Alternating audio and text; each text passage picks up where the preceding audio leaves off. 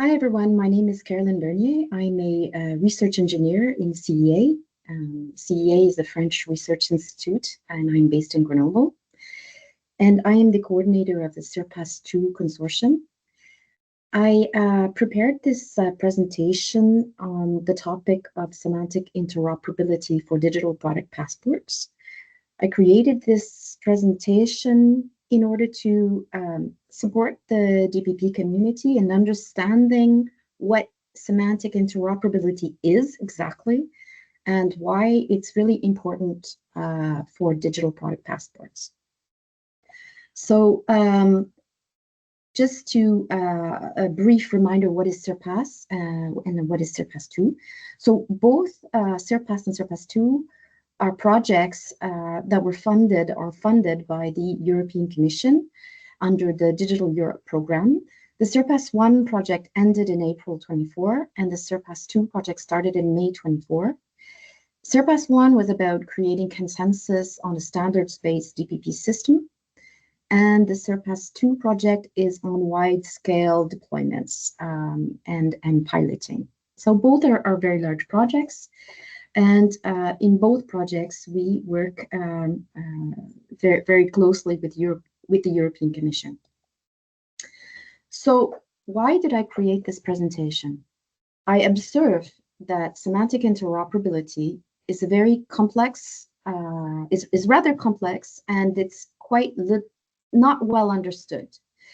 And it actually was the case for me before I started to dig deep into this topic. I myself am not an expert of semantic interoperability. My own background is telecommunications and integrated circuit design. However, more I work on the digital product passports and its IT infrastructure, the more I believe, and this is my own personal opinion, but the more I believe that semantic interoperability is really important in the DPP context. The problem with semantic interoperability experts is that they're very hard to understand. And it's probably because I'm a very stubborn person that over the last 4 years, I've worked with about a dozen semantic interoperability experts, and I managed to understand what they're talking about. But this took me a long, long time, and to piece all the science and the actual practice of semantic interoperability in the context of DPPs. So the content of this presentation is hopefully exact from a content and scientific point of view. If anyone spots any errors, please write to me. You can find me easily on LinkedIn. Thank you very much. Okay, so just a short disclaimer, the information I provide is for information purposes only. The consortium partners of the CIRPASS-2 project are not responsible for any damage that could result from making use of this information, and the information provided should not be interpreted as representing the views of Sensenelec JDC24, nor of the European Commission, okay? As you know, there is a standardization action going on in Sensenelec JDC24 for the design of the DPP system standards, and everyone watching this presentation is strongly encouraged to join their respective national standardization bodies in order to contribute and be informed of the work of Sensenelec JDC24. Okay, so I'm going to start with the problem of the too many DPPs problem. Okay, so the situation that we are facing today is that many brands are creating voluntary DPPs and putting them on products because they actually want to use this DPP concept to share information about the products voluntarily, right? So this is the situation we have today. But in the future, this situation will change, at least in Europe internal market, because the European Commission and the Parliament and Council have approved the Eco-Design for Sustainable Products regulation, which will create mandatory DPPs for specific product categories starting in 2027. And this is going to be rolled out for additional product categories as the years go on. So in order to avoid this catastrophe of having several QR codes or data carriers on a single product, because this would be extremely costly, etc., and really counterproductive for brands. We really lobbied during the CIRPASS-1 project to make sure that this vision that the European DPP system would only be a regulatory tool would not happen. Okay, so now it's pretty clear that even at the European Commission level, they publicly state that the EU DPP should not be just a regulatory tool, meaning brands can potentially use it to piggyback the data that they actually want to share with whoever they want to share this data with. So this is a good thing, right? But looking a little bit further in the future, you can see that tomorrow there will likely be many other DPPs. For example, there are voluntary DPP initiatives going on, standardization activities going on in UNECE with the UN Transparency Protocol DPP. And this is more focusing on supply chains. And it is probably likely that other jurisdictions will, in the future, mandate mandatory DPPs, possibly using completely different IT aspects or standards or even mandatory information requirements. So since the DPP is going to be with us for decades, we can probably imagine that this is going to happen. And I'm Canadian, so I put a Canadian flag, but you can replace this flag by every single other nation that might potentially roll out DPPs. Okay, so that's the problem of all of these different DPPs is it's not really a problem from the data carrier point of view, because you could resolve to whatever DPP you want. So from a data carrier point of view, this is potentially not a problem. Okay, so here in this very conceptual picture, you have a single data carrier containing a web link that takes you to a resolver that resolves to whatever DPP you want, depending on where you are or what you've requested, etc. So this fact that there may be many DPPs for a single product is in itself not a problem. Okay. However, what I do want to discuss is the following. So I'm starting from the hypothesis that it's pretty safe to assume that there will be different DPP systems, okay? Because there's nothing to ensure that all of these DPP systems will use the same standards or have the same information requirements, etc. So I'm starting from this hypothesis that there will be many different DPP systems, which is also the most inclusive one, meaning every nation is free to design their DPP system in the way that they want it. So I'm going to assume that I can retrieve a DPP for a product, any type of DPP. And this DPP is a little bit like a bag, like a paper bag, right? And why did I choose this figure of a paper bag? It's because I'm getting this DPP and I need to know what this bag of data contains. So semantic interoperability is about how to know what this bag of data contains. So the definition from Wikipedia of semantic interoperability is the ability of computer systems to exchange data with unambiguous and shared meaning in a self-describing information package that is independent of any information system. Here you have a picture of the European Interoperability Framework. And in this is you can see it distinguishes the syntactical aspects of semantic interoperability. And so the syntax has to do with the grammar and the format of the file that you will use to exchange the data. It could be XML, it could be JSON, it could be a CSV file. Okay, so that's the grammar and the format of the file. And it distinguishes the meaning of the data elements and the relationship between those data elements. Okay. So unfortunately, what we see is that semantic interoperability most of the time is completely ignored because there are two things. There are two reasons why it's ignored. It's often assumed that the meaning of the data fields are self-evident, okay, from the name of the property.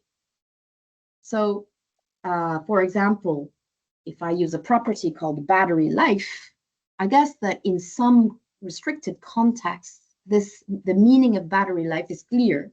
But in more generalized contexts, battery life could refer to the expected battery life, the remaining battery life, or many other possibilities for the meaning of battery life, right? So there's another reason why semantic interoperability is most of the time completely ignored is because it's costly. It's very expensive to solve this this issue. Okay, so I think we have to be clear that the DPP is not a restricted context in the sense that the product is going to go 5 times around the world before it ends up wherever it needs to be. So a repair shop or a consumer's or some market surveillance authority's desk or whatever. And this the receiver of the product and the DPP has to be able to access the content of the DPP, and without knowing anything about the sender, right? So assuming that the DPPs are restricted contexts, which is what we've seen in the scientific literature most of the time, well, this is incorrect. So what I repeat myself. So most DPP-related initiatives, including the commercial ones, ignore semantic interoperability issues because they work in very small, closed ecosystems for the time being. To the best of my current knowledge, there are 3 approaches that are working towards not ignoring the problem, okay? So actually trying to find solutions for semantic interoperability for digital product passports. So there are 3 types of solutions. So there's the linked data approach. This is the one that the UNECE is looking into. Also the CIRPASS-1 proposal for the DPP system based on linked data, but many other EU projects such as OntoDecide, Seneca, and many others. Then there's the DPP 4.0 approach, which is based on the asset administration shell standards, plus the use of external dictionaries. And then you have the construction sector approach. Okay, so in the following of this presentation, I will describe these 3 approaches. So let's come back to my bag of data. What needs to happen so that I understand what's in the bag of data? I need to know 2 things: how the data is structured and what is the meaning of each term used. These 2 things. So we're going to look at these in detail. We'll take our time because this is very important. Okay. So first things first, what are the solutions for organizing data in a DPP? So I took this figure from this textbook here, and what the authors show is that there are 4 major data models to organize data about something. Okay? So if you've ever used Excel, then you know this, right? So you organize data with the properties and the different items. So so this is pretty clear. Everybody has done this dozens of times in their lives. This is pretty clear. Another popular way to organize data about things, often using, for example, library systems or knowledge systems, is the relational model. Okay, so you describe each concept is described as a table, and you can create links between tables. Okay, and then this is another this is the one used in XML, So this is a hierarchical organization of concepts. With parent nodes and child nodes, etc. I think this is pretty clear. And then you have RDF, so Resource Description Framework, which organizes data in a different way. It organizes data as a graph. And the basic element of the graph is a triple. So you always have a subject node, what you're talking about, a predicate, often property, okay, and a object node. So you always have this triple: subject, predicate, object. Okay, and so these, and of course, an object can be the subject of some other predicate, some other property. So basically, you can create a graph to describe what you need to describe. So if you're interested about the pros and cons of each one of these approaches, you can read this book. You can find it online. But basically, you can map any model to any other, except RDF, because you can't necessarily map back RDF to the others, because you can see here that you could possibly have circular graphs, right? And this is not easy to express in the other data models. So it has higher semantic expressiveness, so that you might lose information if you try to map back to the other models. But there's no difficulty to map towards RDF. I'm not going to talk about the pros and cons because I'm completely incompetent on this topic. Read the book. However, there's one warning. It took me a long time to figure this out, so I'm happy to share this with everybody. RDF is both a data model that is completely technology neutral, but is also a serialization format, like if I said XML, right? So depending on who you talk to and what is the context of your discussion, you might be referring to the technology neutral data model, or you might be referring to the serialization format. So this, I observe, has led to a lot of confusion in the past, and I'm really happy that finally this is clear. This is going to help me a lot. Okay, so coming back to the topic of DPPs, basically you can use any of the four approaches to describe data about a product. So to make a DPP. However, if you choose, depending on which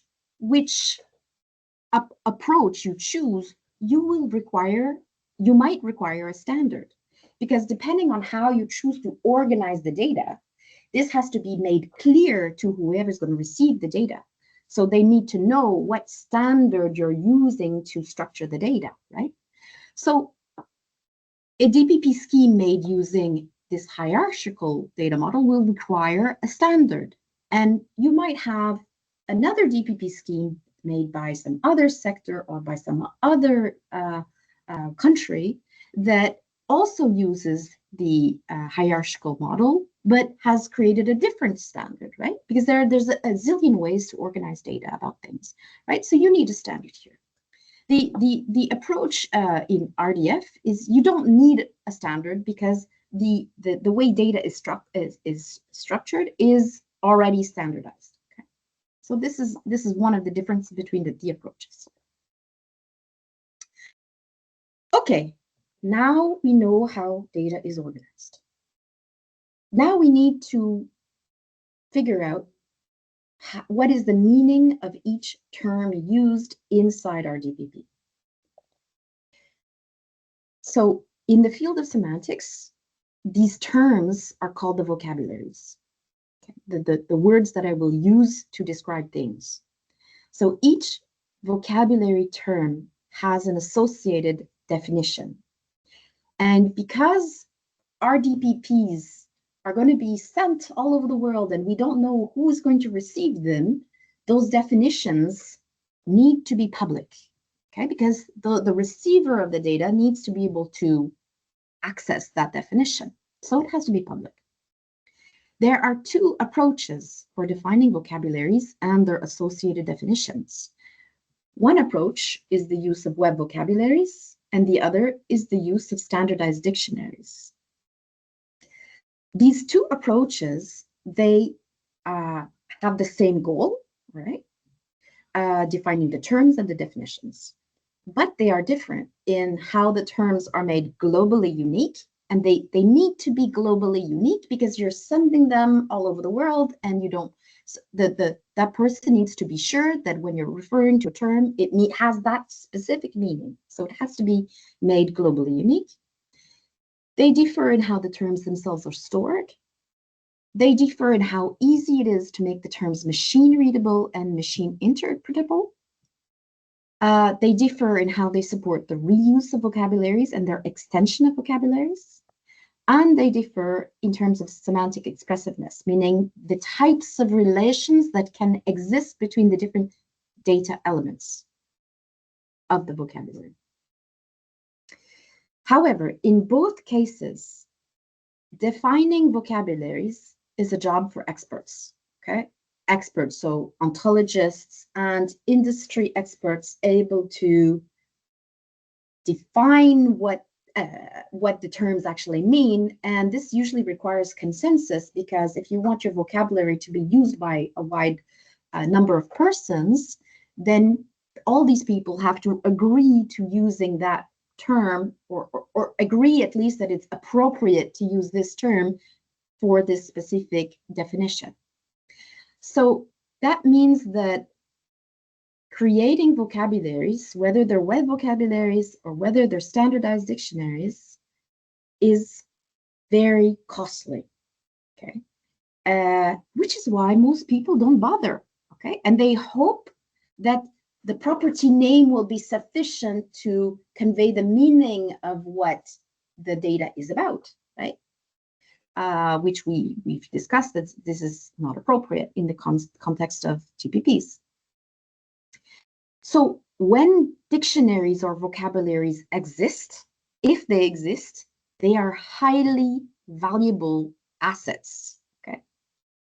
Both of them, right? So in the following, we're going to talk about how these two approaches for defining vocabularies and definitions, how they differ. And I'm going to give some examples. Okay, so we have these two approaches, the standardized dictionary approach and the web vocabulary approach, which usually comes with an ontology, which is a formal representation of the relationships between the terms. So I will refer to some examples. So there's the European Commission's core vocabularies ontology, and the CDD, the Common Data Dictionary, which is an IEC standard. Okay. So on the topic of how we make the terms globally unique, in the web vocabulary world, we associate a given web namespace to a term. Okay, so for example, the European Commission has created this ontology for describing what a public organization is. Okay, and they assign this this namespace, data.europa.eu/mag, in order to host the terms that will be used to create this ontology. Okay, so let's take a look at it. So it's here, right? So here we have this ontology, this ontology, right? And it's written in TTL. So TTL is turtle. Okay, turtle is a way of one of the formats for expressing semantic triples. And here you have the period here that shows the distinctiveness between the different triples. And at the top part, you have all the referenced ontologies. So this is where everything that this ontology is reusing is expressed here. And here you have here, for example, the first term, which is actually a class, which is public organization. Okay. And what we see is that this file contains all the terms that are necessary to describe a public organization. For example, A public organization has a contact page, which is a property, an object property. A public organization has an email, a telephone number, a contact point, and a contact point here we observe it's a class, it's not a property, etc. But you see the structure of the file, the components of the ontology are just stored in a flat manner. Okay. And here, for example, if I look up this term here, I paste it here. Right here, I get redirected to the European Commission's GitHub page, where I can find the definition for this term, public organization. Right? It tells me how to use the term and the different properties for that class, etc. So this is pretty clear, and this is something that was I have the information about the ontology, who created it, etc. The license. So this is pretty good. So this is what we've discussed. The terms are assigned a given namespace, and the terms are stored in a kind of a flat way. So what's interesting here is that the ontology and the vocabularies that were created, they are designed to be reused thanks to a very permissive licensing. Okay? Like we said, vocabularies, creating this takes a lot of effort from a bunch of experts, and hopefully the vocabularies they create are useful to others, and so hopefully others will reuse those vocabularies. So generally the license associated with the vocabularies or the ontologies are relatively permissive. Also, in terms of semantic expressiveness, an ontology can include relationships such as a concept extends another concept or is equivalent to another concept, for example. Okay, so here's an example to come back to this topic of reusing ontologies, which is very important. Okay, I'm going to give an example of the reuse of an ontology by another ontology. So here you have an ontology created by the European Commission to describe pieces of legislation. So this is the European legislation ontology, the ELI ontology. And the concepts that were created specifically for this ontology are in blue. Okay, but the concepts that were reused from other ontologies, so here we have schema.org ontology here in gray. So you see that concepts inherit the properties from other concepts. So all pieces of legislation are a type of creative work. So because they are a type of creative work, this concept inherits all the properties of the creative work. The legislation object itself is a media object. Okay, so again, it reuses concepts that already exist. And of course, the legislation was created by an organization or a person, which are concepts that already exist in schema.org. So the purpose of being able to reuse existing vocabularies and ontologies is that you don't start from scratch. It's faster ideally, it's faster to create a new ontology, building on top of the ontologies that already exist. So that the goal here is, of course, to lower the cost of creating these vocabularies, which, as I said, is very costly. Okay, so now we've discussed this column. Now we're going to discuss this column. And I'm going to give you an example of a standardized dictionary, which is this standard here.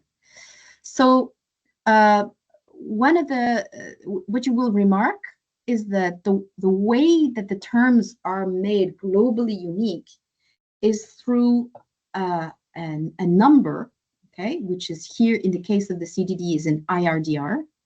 But in the construction sector, they use other types of numbers. They use the GUID, okay? And you will notice that the terms are stored in a hierarchical manner, which requires a standard for the way the dictionary is structured. Okay, so let's take a look at this. So you can go here, and this is public. This is exactly. So you can read the license agreement here, and you can enter the dictionary. And what we can see here is that you have several sub-dictionaries, and there's one for electric and electronic components. Okay, so let's look at what this contains.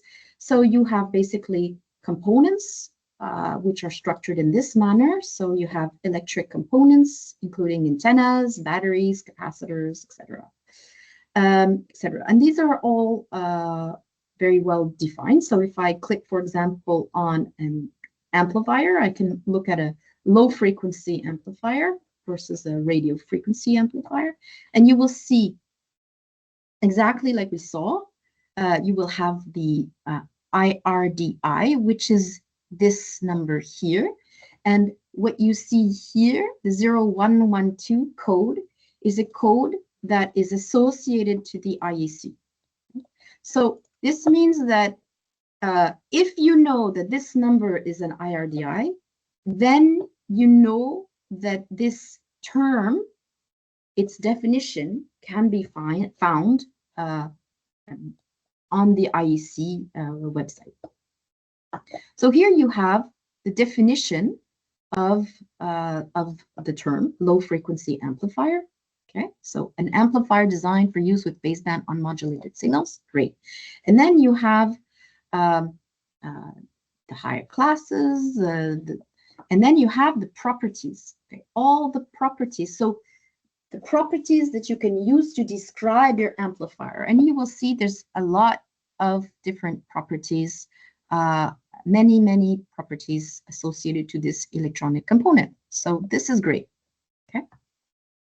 So what you observe here is very similarly to what we saw with the web vocabularies. You have a globally unique identifier for that term, a definition for the term, and you have properties that are associated to the term.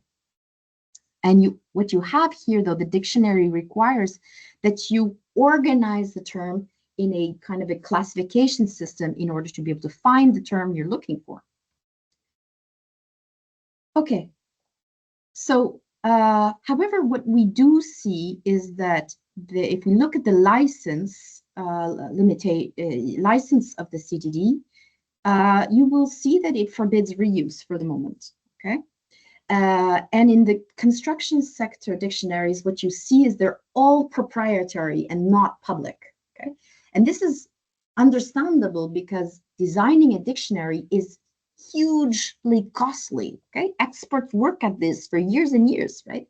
So being able to pay the cost to design such a dictionary is difficult. In the case of the CDD was created mostly by very large electrotechnical companies who saw the financial benefit of creating this dictionary, right? So, however, for the moment, you have licensing limitations, which means that, for example, suppose I wanted to build an ontology for advanced semiconductor chip assemblies, okay? This is something that I might want to do because I'm an integrated circuit designer, and I want to be able to describe integrated circuits in a very detailed way. For example, everybody knows that when you have a chip, the basic silicon slab is bonded to a substrate which has solder balls, etc. So this is like the way integrated circuits were made in the past. And this is exactly what we see. If you look at the IEC dictionary here, you have, integrated circuit, right? So integrated circuit, that's pretty good.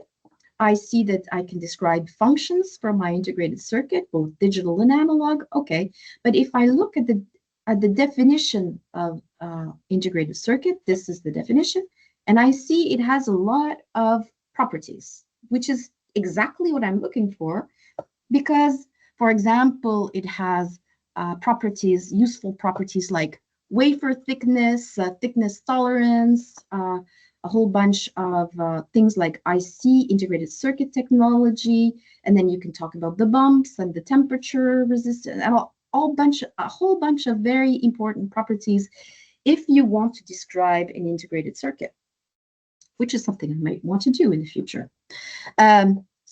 However, modern integrated circuits are much more complicated than this, right? Because today, when you create a circuit, you assemble them in 2D, 2.5D, 3D stacks, and with a bunch of through silicon vias in order to assemble them, or complex packaging, etc. With micro bumps, and you will use different integrated circuit technology depending on if you're looking for density or if you're looking for performance, etc.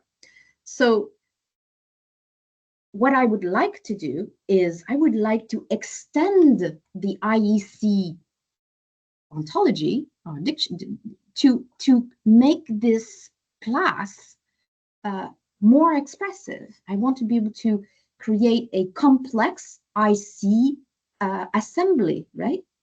And I would want to do this because I want to reuse many of the nice properties that are already defined, and I don't have to bother defining them, right? But unfortunately, I cannot do this unless I belong to the IEC, because I cannot reuse this dictionary, right? And so, well, you could say join the IEC, but the problem is if I want to have a license that is different for the ontology that I create, then I don't want to join the IEC. So you see, this is a very this touches upon the possibility to extend and reuse an existing dictionary or ontology. Right, and finally, in terms of semantic expressiveness, then we do have some limits. As you see, the hierarchy is really parent-child. So you have the types of relations that can exist between concepts or belongs to and has property types of relationships. Okay. Okay, so I think we've covered this. Let's move along. Okay, let's come back to the original objective of this talk, was to address this I have too many types of DPPs problem. So we now know that there are different ways to organize data with pros and cons for each, and there are different ways to define the meaning of the terms used. Okay, so since we assume that there will probably be many types of DPPs in the future, and they will probably use different standards for structuring the data or different vocabularies, okay? How can I make it really easy to reuse data from different DPP systems, okay? Because I'm getting a product with many DPPs potentially, or a DPP that I don't know about, and I want to reuse the data. That's the whole point of having a DPP. So you want the data to be reused, to do things, right? All right, so this brings us to the topic of how can I easily reuse data from one DPP system. So there's a difference between the web vocabulary ontology approach with respect to the standardized dictionary approach, is that in theory, it's possible to create automatic alignments between different vocabularies, okay? And you have this done by machines and you don't have to think about it, okay? So in theory, you could put the code necessary to reuse data. When you have standardized dictionaries, then you have to create this code manually for every standard that you have, for every dictionary standard that you might have. So in theory, and this is only in theory, this should be more easy, but this still needs to be proven. So let's come back to the current approaches currently being developed to design DPPs that are not ignoring the semantic interoperability problem. Okay, so the linked data approach. So I'm going to talk about the UN Transparency Protocol DPP, the DPP 4.0 approach, and the approach used in the construction sector. Okay, so the UNTP DPP, they use the RDF approach to structure the data. and they have associated web vocabularies, and you can consult them. They're here. They're still under design, so they're under a test domain, but when they are finished, they will be published under the UNC FACT domain. Okay, so this is how the terms will be made globally unique. So because they're using RDF, they don't need to design a dictionary structure. They don't need to specifically classify the concepts in the dictionary. The properties are defined using RDF. So as I said before, automatic alignments between vocabularies are theoretically possible thanks to reasoning capabilities and the use of OWL. And most importantly, the UNTP DPP is designed to be reused thanks to permissive licensing, and in particular to make DPP flavors for different sectors. So this is the extension model of the UNTP DPP. The DPP 4.0 is another approach where they're using the Common Data Dictionary to define the terms. So you have the IRDI that makes the terms unique. The Asset Administration Shell standard is used to structure the data. You have the dictionary itself, which is structured according to this standard. The taxonomy itself is defined in the standard and also in other standards. The properties, how to define the properties, are also described in this standard. In terms of automatic machine processing, I can retrieve, as a human, I can retrieve the dictionary definitions like I just showed you. Quoting from their website, data can be extracted in a compliant, in a machine sensible form that is compliant to this standard. But I don't know if there's any kind of alignment with other vocabularies that are possible. This goes beyond my current knowledge. And as we said before, there are licensing limitations that do not authorize reuse. In the construction DPP world, they also mostly use hierarchical data models with external dictionaries, which are generally proprietary for the moment. The GUID is used to create uniqueness of the terms.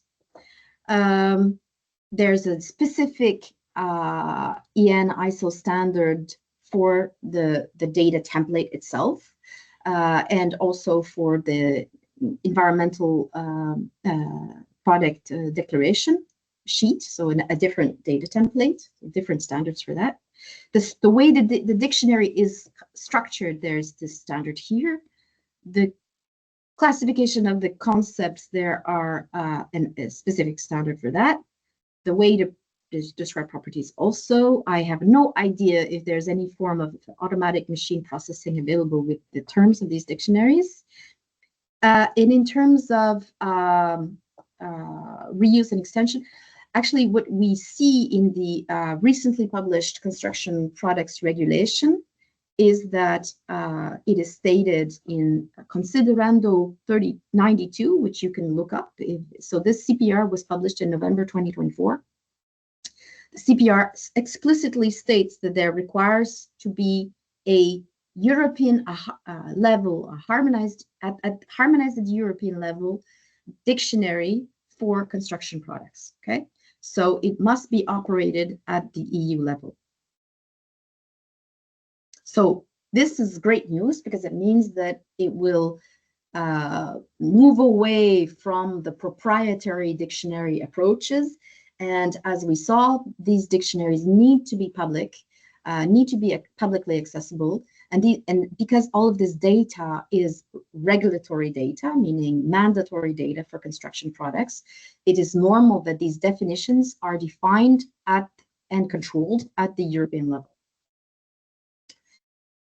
Okay, so I think I've been abundantly clear that semantic interoperability has several pain points, okay, and mostly associated to their costs, because here we're talking about vocabularies that are publicly accessible, right? So this is like a common good, for example. So funding this is very difficult. So we saw that the European Commission does this for their own needs. But if we exclude public bodies, who has actually managed to create such publicly accessible vocabularies. Well, we see large standardization organizations manage to do this. GS1, they have 2 million business as members, so they're a large outfit. They manage to fund such things. You have the IEC, which is backed by very large electrotechnical industrial groups, so they manage to put the money into this, so very good. And you have the UNECE UNTP. This is a voluntary scheme, so we have to wait and see if this standardization activity will be a success or not.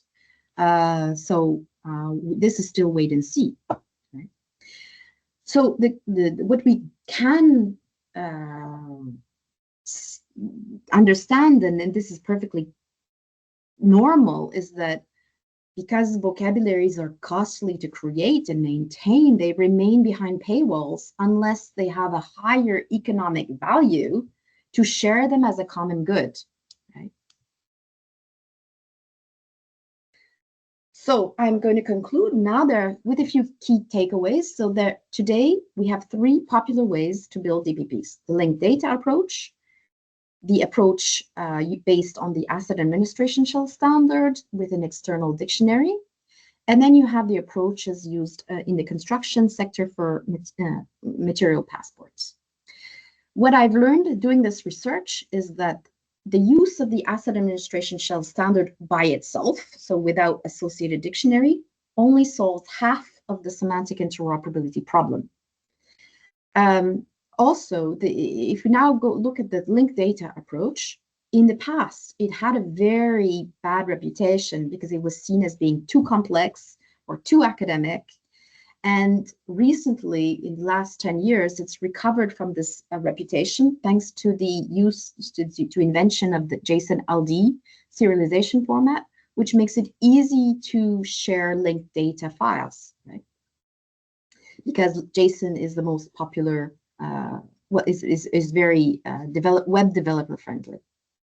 So basically, JSON-LD is a JSON file in which there is a context line which refers to which tells you what are the vocabularies you should use to interpret the meanings of the terms in the file.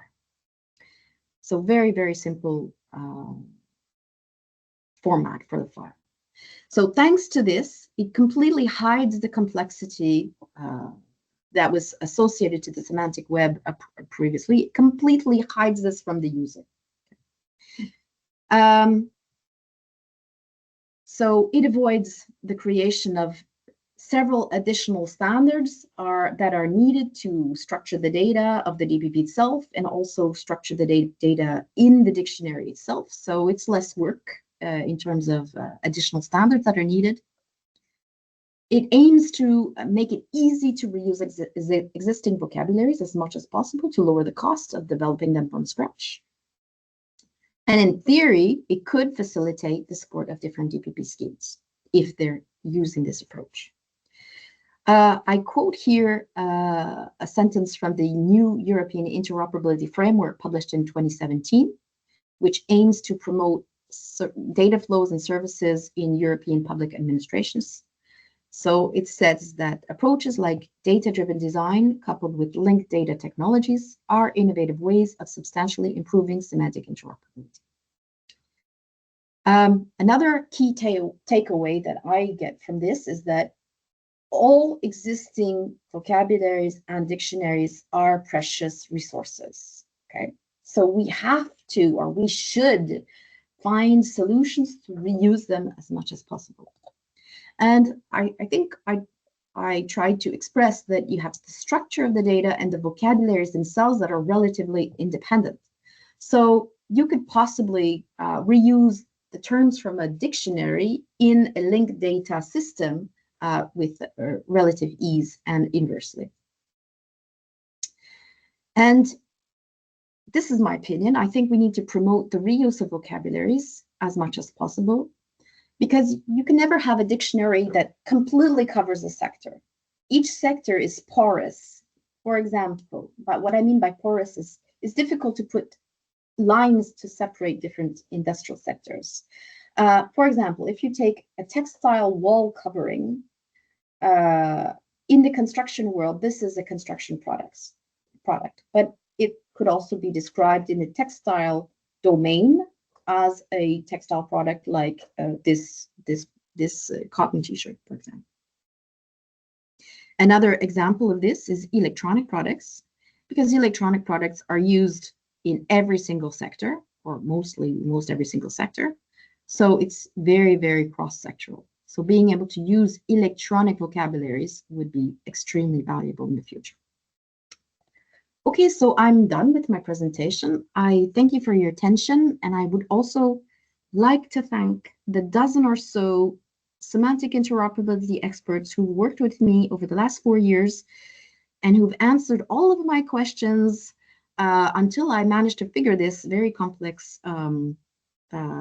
topic. And I hope you enjoyed my presentation. Thank you.